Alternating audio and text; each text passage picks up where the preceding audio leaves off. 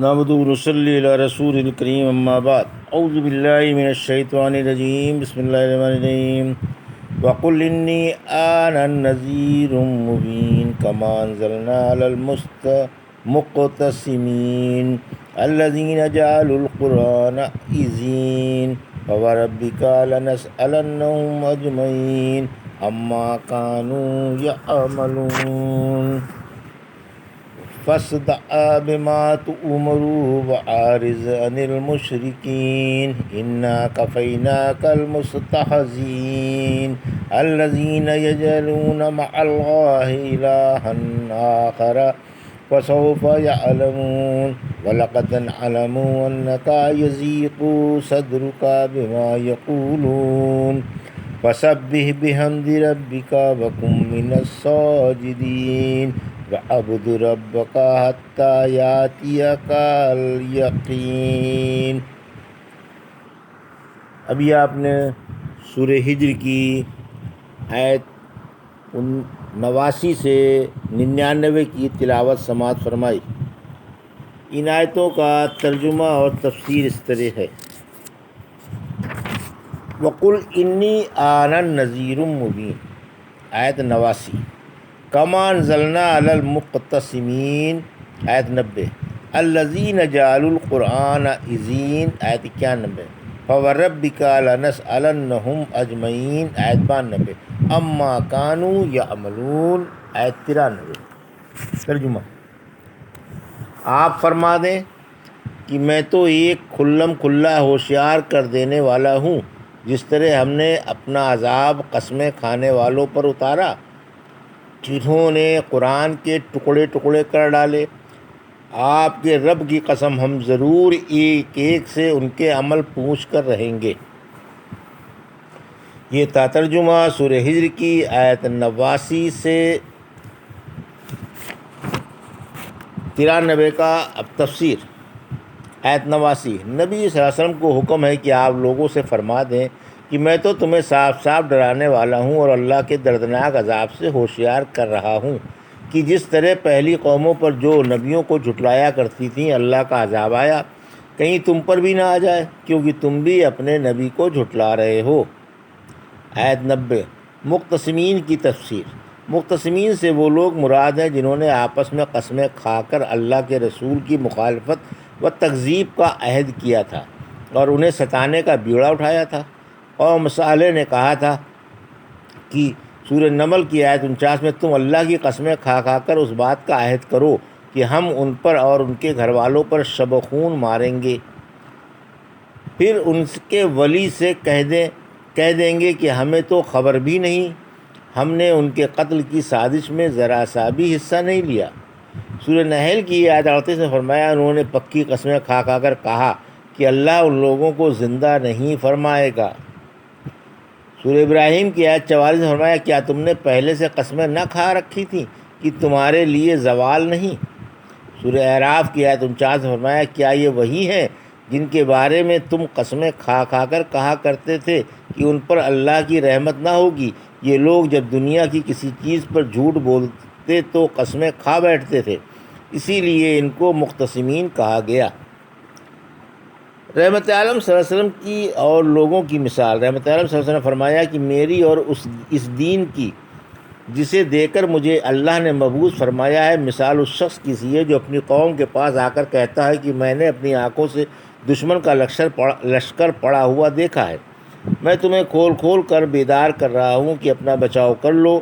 چنانچہ اس کی قوم میں سے ایک جماعت تو اس کی بات سچی جان کر اپنے بچاؤ کی خاطر راتوں رات نکل گئی اور اس نے فرصت کو غنیمت جانا، چنانچہ وہ بچ گئی، لیکن ایک جماعت نے اسے جھوٹا سمجھا اور اپنے گھر ہی پر اڑی رہی۔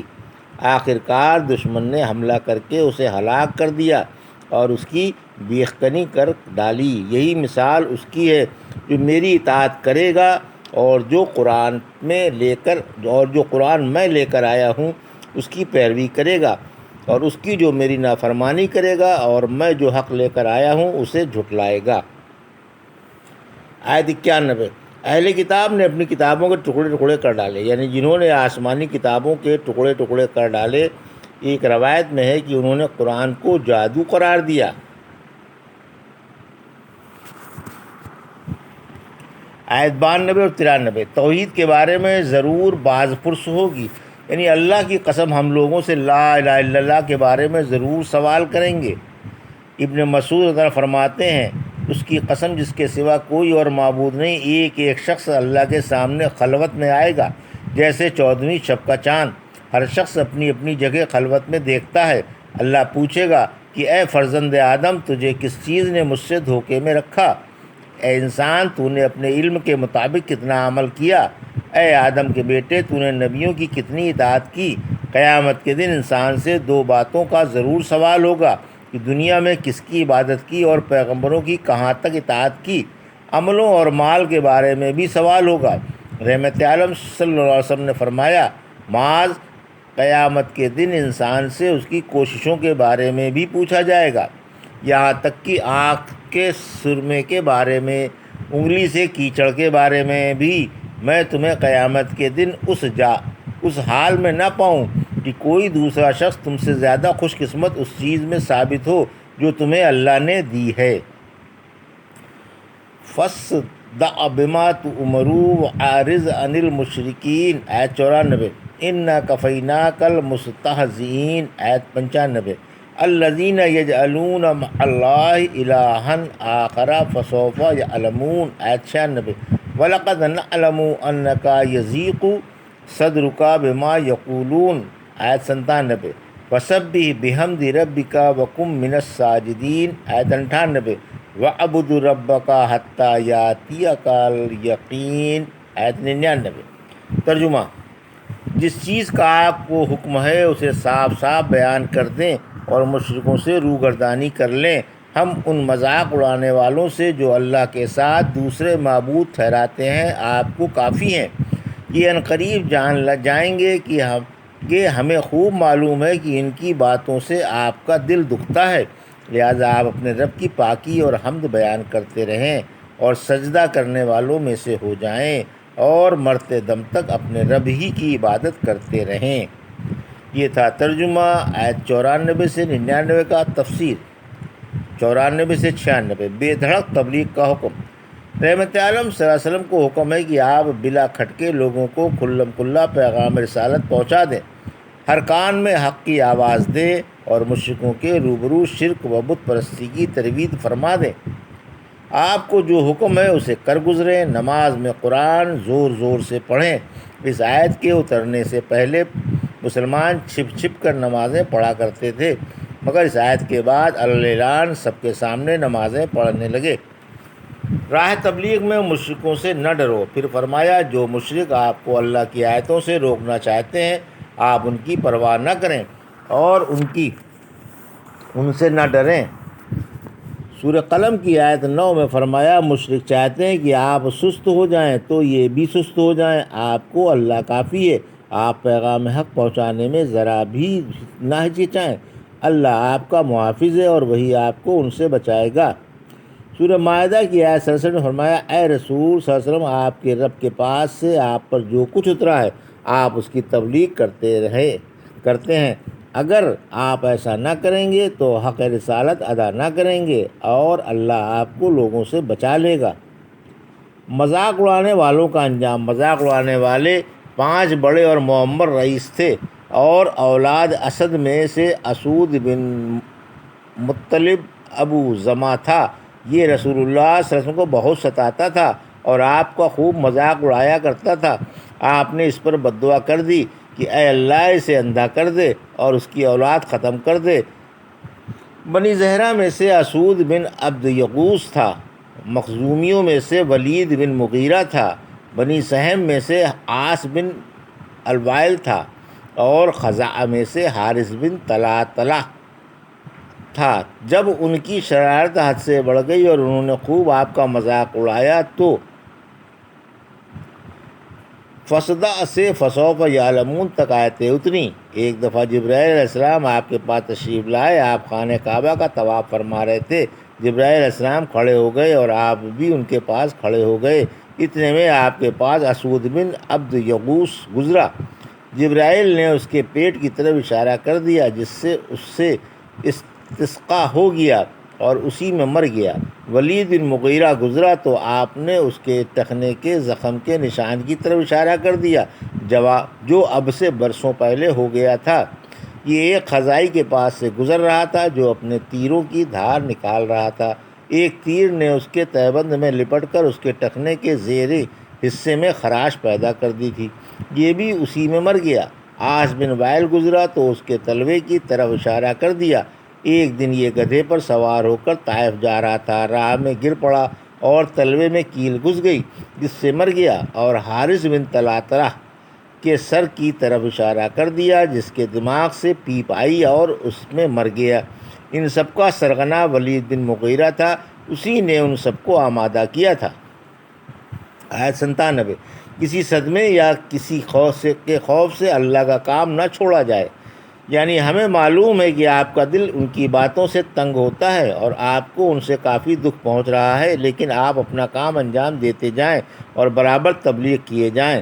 ان کے مذاق سے اور ایذاؤں سے دل برداشتہ ہو کر اللہ کا کام نہ چھوڑیں، اسی پر بھروسہ رکھیں، وہی کافی اور محافظ اور مددگار ہے۔ آیت 98۔ کسی حال میں بھی نماز نہ چھوڑی جائے، آپ اللہ کے ذکر میں، اس کی حمد و ثنا میں، اس کی تسبیح و تقدیس میں اور اس کی عبادت میں یعنی نماز میں لگے رہیں۔ رحمت عالم صلی اللہ علیہ وسلم نے فرمایا، اللہ نے فرمایا، اے آدم کے بیٹے، شروع دن میں 4 رکعت نماز پڑھ لو، میں تجھے آخر دن تک کافی ہوں گا۔ اسی وجہ سے آپ کو کوئی مہم پیش آتی تو آپ نماز میں مصروف ہو جاتے۔ آیت 99۔ مرتے دم تک عبادت میں لگے رہو، یعنی مرتے دم تک اللہ کی عبادت کرتے رہو، یقین سے موت مراد ہے۔ سورہ مدثر کی آیت 43 سے 47 میں فرمایا، جہنمی کہیں گے، ہم نماز نہیں پڑھتے تھے، محتاجوں کو کھانا نہیں کھلاتے تھے، ہر جھگڑنے والے کے ساتھ مل کر جھگڑا کیا کرتے تھے اور جزا کے دن کو جھٹلایا کرتے تھے، یہاں تک کہ ہمیں موت آ گئی۔ العلا انصاری کہتی ہیں، اللہ کے رسول صلی اللہ علیہ وسلم عثمان بن مظعون جو فوت ہو گئے تھے کے پاس تھے، میں نے آپ کے سامنے ان کے بارے میں یہ کہہ دیا۔